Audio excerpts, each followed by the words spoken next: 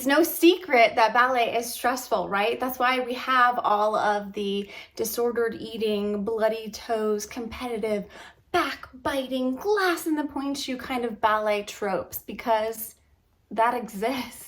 Is that all that ballet is? Of course not.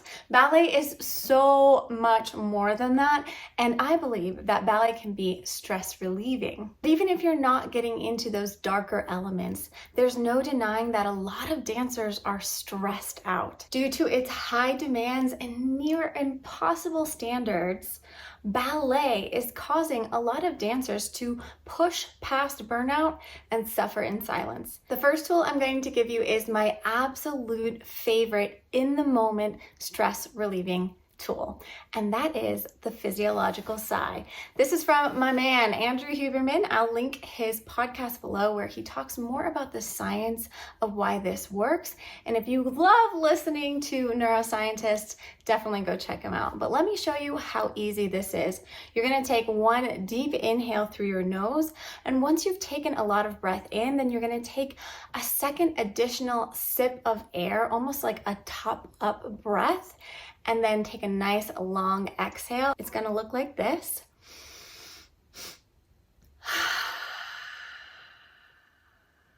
It's like you've taken a lot of breath in, and then you take in a little bit more air at the top before you let it out with a long exhale, or I love to sigh. Sighing has its own benefits, hence the physiological sigh. And again, it looks like this.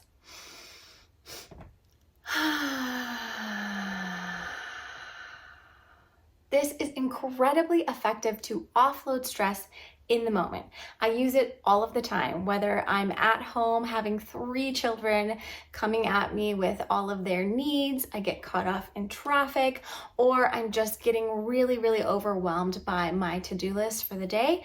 You can use this, and the thing is, it really only ever takes 1 to 3 breaths to notice that shift in your body. So go ahead and try this now, and then take it with you through this week and see all of the places where you can easily insert this breath pattern to help relieve stress in the moment so that you can come back to a more calm, powerful state. For this next one, I want you to find a focal point in front of you. So find maybe a spot or a picture that you can look at right in front of you, and I want you to really zone in on it, right? Focus on that spot and narrow your attention onto it. I'm gonna do this with you, and you'll probably notice the change in my body language as we do this. So you're gonna find that focal point, zone in on it, and without moving your eyes, I want you to just become aware of everything that is around that spot. Allowing yourself to become more aware of what is surrounding that spot, going into your peripheral vision, even as you keep your eyes on that spot, and almost becoming aware of all of the space in the room around you until you can become aware of like the space behind you and the space that goes through that spot, just shifting out your entire focus, even as your eyes remain trained on that spot. So that's called peripheral vision. And I've gotten to the point with this one, because I use it all of the time, that it immediately zones me out. It's almost like a bubble of peace wraps me every time I focus in on a spot and then shift into my peripheral vision. I learned this one from my hypnosis mentor, Melissa Tiers, and she refers to this effect as shift out and shut up. And that is to say that when you shift out, when you go into that peripheral vision, you're able to kind of shut off all of that conscious mind chatter, all of that overwhelming stimulation.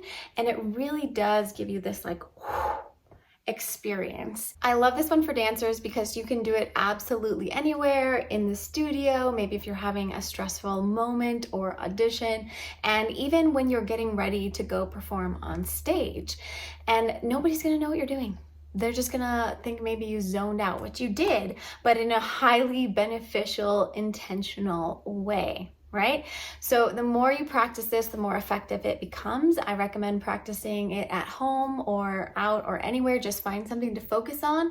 As you focus on that, shift into that peripheral vision, that peripheral awareness, and notice what you notice. Notice what happens inside and the shift that you feel in your physiology and in your brain. Now, this one's more of a bonus because it depends on your comfort level on whether you can do this in the studio or not, but it's shaking.